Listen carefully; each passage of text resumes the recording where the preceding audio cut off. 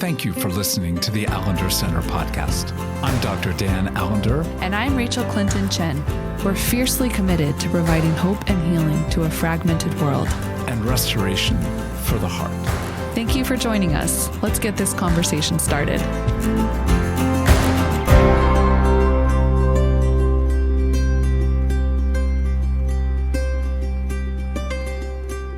I know the year has begun. I know we've already said essentially Happy New Year. But as we begin this year, as much as I wish for it to be a happy New Year, we've already begun to address, and again, I don't want to be accused of being a doomsayer, but the reality is we're living in a heightened, complex, bound to harm world at this point, with so much heartache and so much divergence of understanding of the cause and ultimately the solution. We're living in a world in which, at least I think we both would argue, spiritual abuse has a heightened potential at this juncture, more so this year perhaps than any other year that either of us have known. I'm assuming that you would concur, but what is it that your spirit says about the realities that we're currently in? Well, we've talked on this podcast. We've talked in other offerings at the Allender Center on spiritual abuse that so much of, in some ways, the tools of spiritual abuse, or even the engine, so to speak, is really fear-based and an attempt to hold on to some kind of security in the midst of scarcity, in the midst of, perceptions of scarcity, in the midst of changing, shifting sands of power and privilege and, the way things were. I want us to go back to the way things were. And like really an attempt to control and to utilize whatever, methods of power, theological formation, spiritual formation, biblical imagination, to keep people. Again, I don't make the assumption that those perpetrating spiritual abuse are always looking out for the best interest of people, because I think that can be on a spectrum, right? Of people who genuinely like those positions of power because it gives them access to abuse people, and others who are formed within a system that, they're maintaining maybe out of good intentions, right? Like, I want to keep people safe. I want to help people know the truth. I want to make sure we're biblically sound. But the methods by which that's being done are not actually like the methods of the Spirit, of love, joy, peace, patience, kindness, goodness, faithfulness, gentleness, self-control, and a kind of mutual flourishing.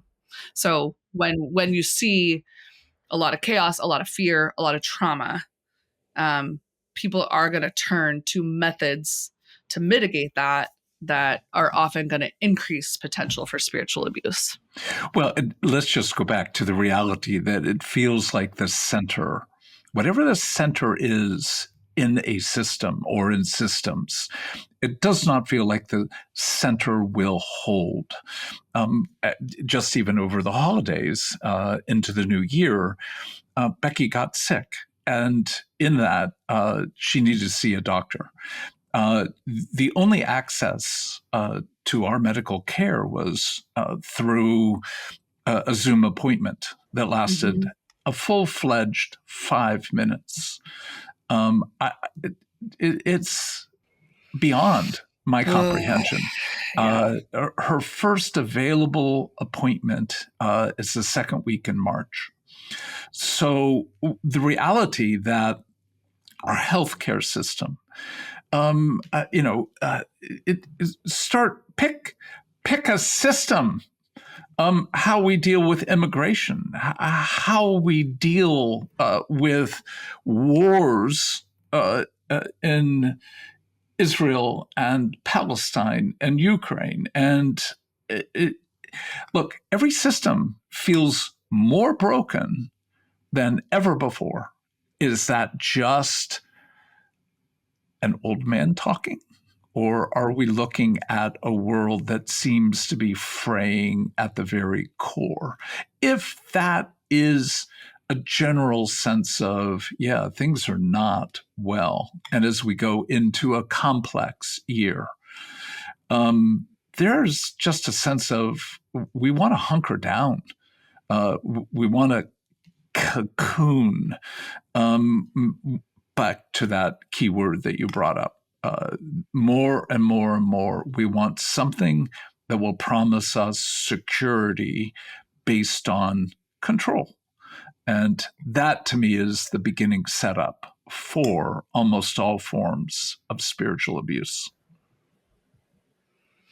Yeah. And in some ways, like nothing forms in a vacuum, right? So of course, if in some ways we've inherited all these systems that are collapsing, that have worked for many of us, not worked for a lot of people. And yeah, I'm thinking, yeah, so that's that desire to control doesn't discriminate. I don't like in the sense of like, there's not one end of the spectrum, let's say politically, that is going to get this right. If you're moving toward extremity, I still don't know if I believe there's like some magical middle ground that, I still think that's a really privileged place to stand, that there could be like a middle ground that you could find. So I think it's that question of like, should the center collapse? I don't know.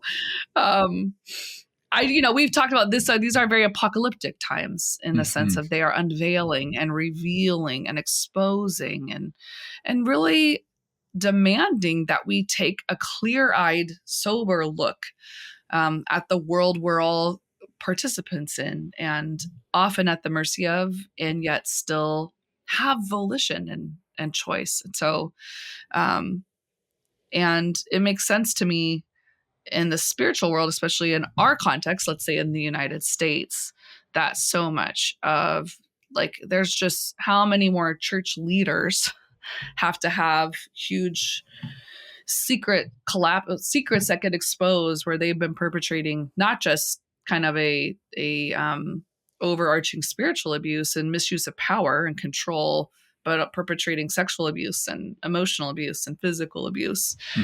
So it's like, it's not just these larger systems. It's like when we're talking about our Christian systems in the US, like they're fracturing, they're exposing massive failure of leaders, but then an exposure of systems as well that in some ways help leaders perpetrate harm, but also kind of keep us all complicit in it to some extent. Well, I think that's a crucial category, that there is, even for those who really need to step back and say, I'm in a very unhealthy, dysfunctional, consuming relationship with someone who's spiritually abusing me. That's a hard, oh my goodness, one of the hardest things I think for a person to be able to discern, to be able to name, and then to be able to find language and action to begin to disrupt that level of spiritual control. So at least to step back and say, are there examples that you have engaged? I have one from just this Christmas time. A good friend who's involved in worship at her church. The pastor changed his plans for Christmas service virtually a night before, and it required this work of the Spirit that the pastor felt required virtually everyone on the worship team to be up all night rearranging the music and then prepared for that particular Sunday. And she was like, I have plans. But the pressure, and here's the key word for control, the pressure, the sense of, if you don't do this, the people of God will suffer. You are violating what the Spirit has shared with me. I know it's disruptive. I know it's costly, but isn't discipleship an opportunity to lay down your life for others? Again, where you begin to hear things like that and you go, oh, you're using scripture not a lot differently than what Satan uses with regard to using scripture to create guilt, to distort, and ultimately to disempower the reality of the freedom of human dignity to choose. So, I mean, as I was hearing the story, this was post the experience, just saying the words, that was really wrong. That was really, and again, I understand how the word can be used and misused, etc. But I said it's really abusive. And the pushback, it's like, oh, I would never use that word. It was unfortunate. I don't agree with, but we pulled it off. It was actually a wonderful worship, and I'm sure it was. But the reality of naming where harm occurs with that level of guilt inducement, pressure demand, and in many ways, a sense of you are letting God down if you don't comply with my vision of what is true in this moment. Feels again like we are in a world where this is happening often. Mm-hmm. Yeah. Well, I'm also like, because if the spirit wanted to move, it didn't need the music to align with the message. So like from the very foundation, it's like, yeah, you can get a word from God that shifts things, and the Spirit's going to do what the Spirit's going to do, whether or not the music is on theme or not. So like, let's just start with that basic assumption of the freedom of the Spirit to move. However, that's a whole different church system we've set up that we don't have to talk about. So, I mean, yeah, I think that sense of, I mean, it's hard because how many of us, like, that sense of control is something we experience in every facet of our lives, the organizations we work in, our family systems, certainly our government systems. So it's very pervasive, that sense of like, here's the right way, and if you don't see it this way, and if you don't change your behavior to comply, then, where we get to spiritual abuse, then you are disobedient to God. Like leveraging God's love, feelings, emotions, perceptions to pressure people. It has a lot of power. So when I think about, some of the more recent experiences I've heard from people, a lot of it has to do with growing up in contexts that were maybe more high control spiritual contexts, where not only is something as simple as like, the message matching the music, it's like how you dress, here's an example. Like Michael and I were just in Oklahoma. This is kind of I want to be careful because I don't want to shame anyone, but he's never really spent much time in the Bible Belt. And so he was working in coffee shops all day long. And he was like, I have never seen so many people like with huge Bibles in coffee shops. And we were talking about how like, well, yeah, because you got to have your quiet time like out in public to show that you're like, when you're in a context that is already culturally Christian in many ways, how do you show that you're like a real one? You have your quiet time out in public at a coffee shop with your big Bible. And you also probably have a lot of like seminary students. Like my best friend, I saw her, she was like, yeah. And also like I was a New Testament PhD student. I had like huge Bibles out of the table. So I was just laughing. But it's that sense of there are ways you have to show you're faithful to God that kind of get in that realm of like that spirit of religion that's like a lot of clinging noise, but actually produces very little fruit on the ground in the way that you're meant to. But the feelings you have if you don't abide by all the kind of rules, And that's just the tip of the iceberg. I'm, haven't even gotten into, I think so many other people I'm talking to are women who were raised in these contexts or are still somewhat bound in these contexts, because it's not just your religious experience, it's who you choose to marry, what access you might have to work outside of the home, how your body is needing to be engaged to raise children, and all of the above. So can be a very pervasive kind of control that is a long form of control. It's not just, feel this way or think this way. It's construct your life in this way. And I want to be careful to caveat, it's not that getting married or having kids or not working out of the home are inherently bad. It's back to the sense of choice. Right. And we're both describing that which is explicit, like the pastor putting pressure on the team to work within the system of his understanding of the Spirit, changing the direction of the message, therefore of the music. But also you're talking about the implicit structure, as you put it well, which I wish I had had that thought when I interacted with her. And I didn't. But just the notion of the implicit structure itself is defrauding, that the Spirit requires a certain set of music to be able to do the work of it. It's back to, so often what we have created within our world is performance, not the presence of the living God.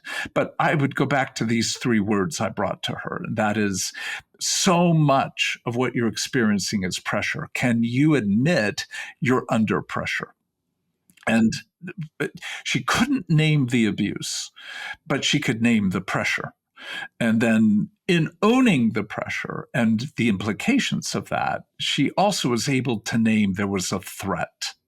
So wherever there is that pressure to perform, to be, to do, and then if you don't, what will be the consequence? And he had literally said, if this team's not really up to doing the work of God, maybe there are other teams that would.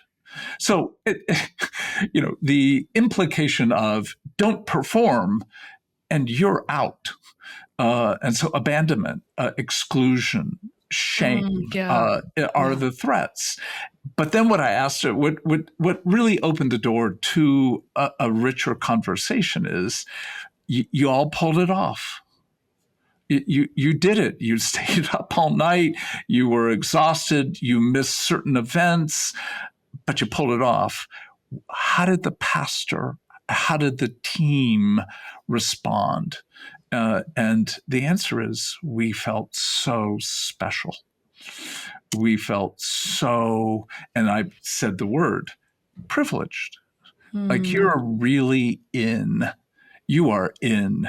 You are seriously lauded and in. So when I began to put those three words, look, pressure, threat, privilege. When you see those three working so that when you escape the threat, you gain even greater access to another heart, another system, into the privilege of being, like delighted in. The reason we often stay in abusive situations isn't mere cowardice. Yeah. It's the fact that the person or the system brilliantly understood, implicitly or explicitly, what our hearts most deeply desire. And for her, she couldn't name abuse because she felt privileged. And until she began to name the gain, the substance of the gain, of what it was that she received as a result of quote unquote such sacrifice, that's where, again, we've made this connection. I'll just make it again. This is so tragically similar to sexual abuse. You are groomed, you are violated, but there are certain privileges that you attain that creates a sense of complicity. And so often, what seems to be one of the factors for people to not be able to engage is there are benefits of remaining in abusive churches or relationships or situations. Mm. Yeah, I just want to pause for a second because I'm just feeling the pain of that. And I think that that's where, when people start to wake up to what they're experiencing, the shame and contempt they feel for themselves. Like, how could I have been so foolish? How could I have been so desperate? How could I have been? The list goes on. And that doesn't, it doesn't really allow you. I mean, it makes sense to me why we feel that way. It also doesn't allow us to bless and honor the parts of us that are wired for that. Like we're wired for connection. We're wired for delight. It's just, in some ways, when we're in spiritually abusive context or any abusive context, we're getting those things without honor. Yeah. We're getting those things without a capacity for, true relationship and repair and mutuality. And so, yeah, the cost is so high.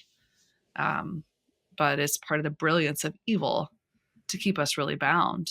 And then when we actually realize we're bound, to keep us bound in a different way because of our shame. Oh, it just feels, again, as you name that, what I would fear from what I said before is that those who've been stuck in spiritual abusive worlds would in some way hear, yeah, you got a gain here. You need to own up to that. You wanted it. And you go, oh my God, no, that is infinitely far from the bind that someone explicitly or implicitly understood, that you were made for delight and honor. And there is something about, taking risks, going beyond our perception of what we can do. Again, there's so much of that that's really good. And yet, at least in this one simple situation, the presumption that if you don't change the music to fit my perception of the Spirit's work, the result will be you are not faithful. That, that's where, again, this theological violence of how leaders or others can impose categories of what is righteous and what is good and true and beautiful, that then become the means by which they are taking from others their own glory to enhance. So in one sense, what we have to say is systems, but also persons, consume other people's glory. So it's not just power over, it's power for. And power for the taking, the exploitation of others, where when you won't participate, there's a violence, ultimately a degradation. So this interplay between lust and anger, lust being consuming or exploiting, anger being where it's more than just blowing up. There's a sense of vengeance, a kind of, I will make you pay, and I'll make you pay by making you smaller, by excluding you. So when those two forces meet, the violence of lust and anger played out through exploitation and degradation. I just want to say that's more than pressure. Yeah. But it's a good beginning word for folks. Where do you feel pressure in the context of your conversations with spiritual leaders in your church? Where do you feel like if I don't take on this Bible study, there's going to be a kind of disappointment that now holds me with a different view. I thought you were with us. And your hesitancy to not lead that Bible study that I'm inviting you to engage versus the curiosity of what do you sense that you're called to? Where are you finding honor and joy? Where do you find the Spirit moving you with regard to? That's a very curiosity that is more than interrogation, really is where we begin to see the breakdown of that form of pressure. Well, I think it's just helpful to name, like, you're bringing forth a kind of spiritual abuse that I think a lot of people, like your friend, would be like, that's not spiritual abuse. And you guys are, you're using this term too liberally and you're muddying the waters because, again, we've talked about the broad spectrum of spiritual. We've talked about people who have been in, long sexually abusive, clearly, explicitly violating relationships by parents or teachers or pastors in spiritual authority who have spiritual power in their lives. And you're naming an aspect of spiritual abuse that a lot of people could say, well, I definitely have experienced that. Yeah. And I got like exiled from my faith community, or I got like kicked out of community, or I got deemed the bad one, who maybe wouldn't put language yet to their experience as being spiritually abusive. I'm just not, I don't know if I have a question there. Just more like, I'm probably naming that for some people who are maybe feeling like, well, would I call what I experienced spiritual abuse or religious trauma? Or was it just like human beings being human beings? And I think for me, the question I have is, well, how has it impacted your capacity to be in spiritual community, to be in spiritual formation, to be in the presence of other people? Utilizing scripture or teaching or, crafting opportunities for spiritual formation. And if you feel like, oh, it hasn't impacted me at all, and I'm able to just freely move into other communities, then maybe we could say, oh, there was a violation, there was harm, but maybe it wasn't traumatizing to you. And that's okay. But if you're listening to this and you find yourself taking stock of like, yeah, the safest route I've had is just to get rid of my faith altogether, or to, in some ways scapegoat the people I came from because I can split them off and that's easier. But then you're still leaving behind like so many beautiful parts of yourself and probably not dealing with the ways you maybe participated in that community. What did you need? Why? What did it give you? Because again, like you said, none of us are sticking around because we're just masochists or cowards. It's not like we just like being controlled or, we like being harmed or pressured or, having demands. There's also good things we're meant for that are being promised to us, but like you said, with a really high cost attached. Yeah. So part of what I would want you, Rachel, to engage is the question of when it's this intersection of something often very explicit, like a very controlling, shaming, threatening physical presence, male, female leader, but then you've got systems that are set. Like I just haven't been in Oklahoma recently to see large Bibles in coffee shops.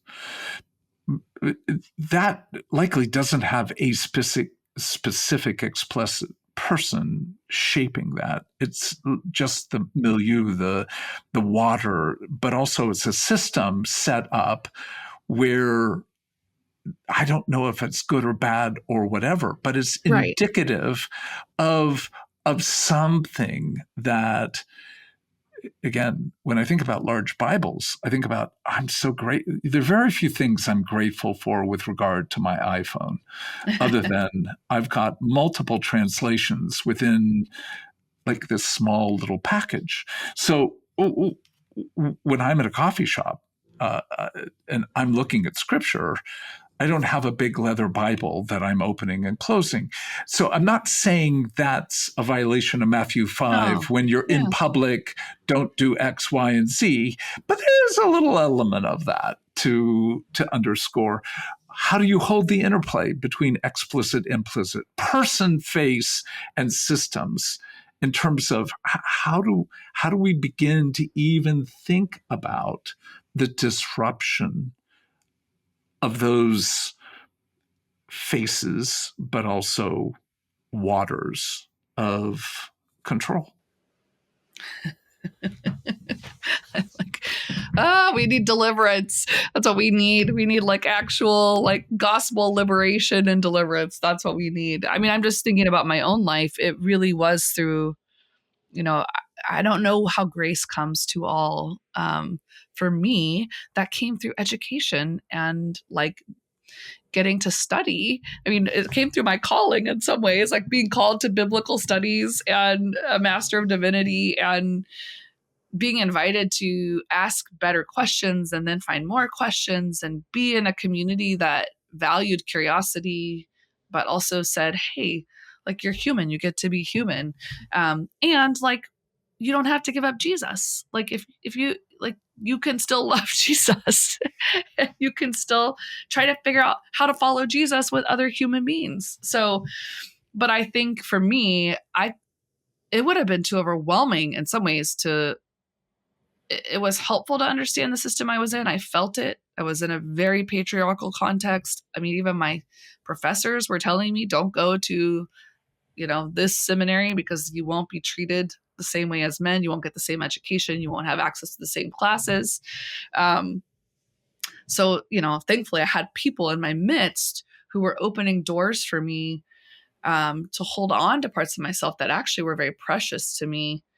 But also saying you need to see more clearly some of the waters you're swimming in because they aren't the only waters for you to swim in. It's not the only option that you have. And so that was like one aspect of what I needed in order to begin to look at the interplay of the people and the systems. But I think it actually takes it's the bind I'm in that I'm trying to figure out with God how to help people, because it actually takes access to new faces and kind faces and getting a taste of what it feels like to be in a relationship that's not controlling, that's not demanding such a high cost for you to receive good gifts, to be able to trust yourself, to trust your own body and trust your own perceptions, and to be able to trust the choices that you make, right? Because it's one thing to say, well, you need to restore choice, but what if you don't actually trust yourself to make good choices? And to me, that's so much the insidious nature of spiritual abuse, is that it's so fragmenting to our capacity to trust not only how we pursue relationships, but how we even hear from God. And that's heartbreaking. Yeah. And I think it's helpful to know that's not just like, it's not just one person who has that kind of power. That person is operating within systems that also, perpetuate harm, which can feel really overwhelming, but also very clarifying. You feel less crazy. Well, for me to begin with, start with this assumption. There is no neutrality to any portion of life. And systems are not neutral. And systems are set up for certain people's advantage, which is another way of saying all systems are broken. And yet what's so difficult is once you're in the water, and especially going back to what I said about Becky's inability to see a physician, I'm desperate for her to just have somebody put a stethoscope on this woman's lungs, because we don't know at this instant, bronchitis, pneumonia, I can't make the system work to my advantage or to anyone's advantage, but there has to be something that begins to say every system's broken, and you can give in to cynicism, or you can give in to a kind of radicalism that you think there's another system that will work. I don't think either end will ever be helpful. To become a advocate for another system, that system will end up being as broken as the one but don't give up to cynicism. So can we step in and know, no system is good. Every system bears some brokenness. Now, how do we participate, knowing that sometimes where we differ or where we ask questions or where we have very different ways of going about living may cost us in terms of no longer really being wanted within that world? And is that a cost? Can you stay in until, in many ways, it becomes clear it is not well for you or for that system for you to remain? So we've got a lot of work to do as we begin to think about how do we invite people to redemption. And part of this, I think, is a word we'll come back to: containment. We need containment. Systems need containment to keep the center from being as frayed as often it seems to be. So I think we have a lot more to go on in our next conversations.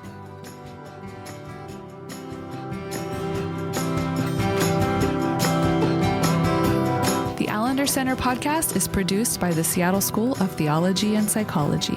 If you'd like more information about the Allender Center, you can look at theallendercenter.org.